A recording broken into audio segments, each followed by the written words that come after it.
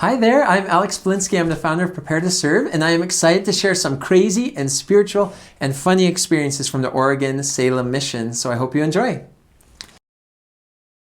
Brandon. While I was bicycling in my first area and I was going across the sidewalk while we had the walk sign, I had a car decide that they didn't want to stop and I got hit. David. One time as we were riding home for the night, a meth head drive by calling out to us. I started pedaling towards his car and he backed up and tried to run us over. When we got out of the way, he chased us with his car for a few blocks until we ditched into the bushes and hid until he gave up and drove off. That sounds intense.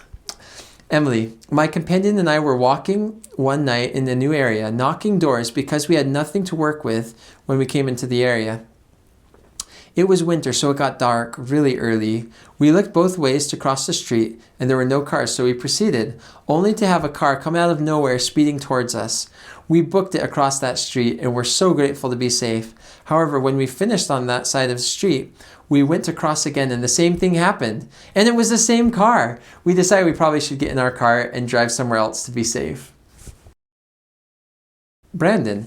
After I had picked up another set of missionaries and we were on the way to zone conference, a police officer pulled behind us and pulled me over.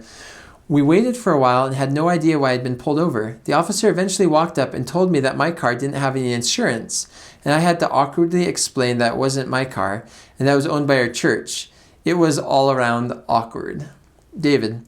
Once my sister sent my companion a package with a fake return address filled with a prank for me. That way she could still prank me from across the country. When I found out, I flipped my chair over. Emily. We went out to visit a referral, and he was a little bit crazy. He swore at us when we knocked on the door, but then invited us right in. His house reeked of cigarettes and weed, and there was chewing tobacco everywhere. He kept shining a light in his chest, saying, "There's a bunch of blue metallic spiders in here." We looked, and there were spiders all right, but they were not blue and not metallic.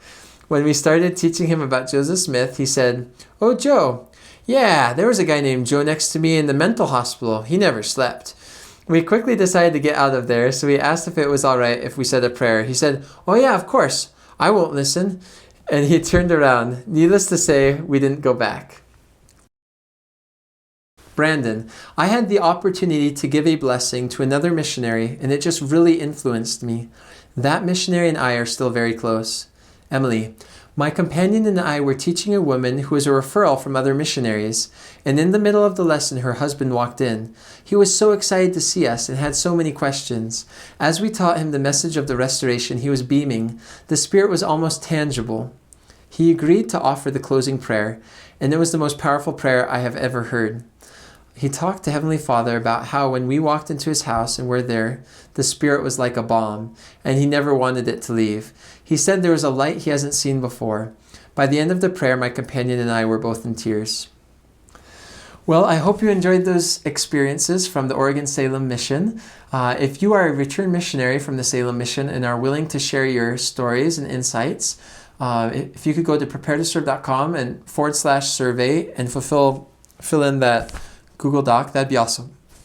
If you're willing to be video interviewed about your mission, we'd love to video interview you about your mission. We do the interviews in Utah, and they usually last about an hour or so, and they're really fun. And so you could just message us or comment below. Anyway, thank you so much for watching this video, and I hope you have a wonderful day. Take care. Bye-bye.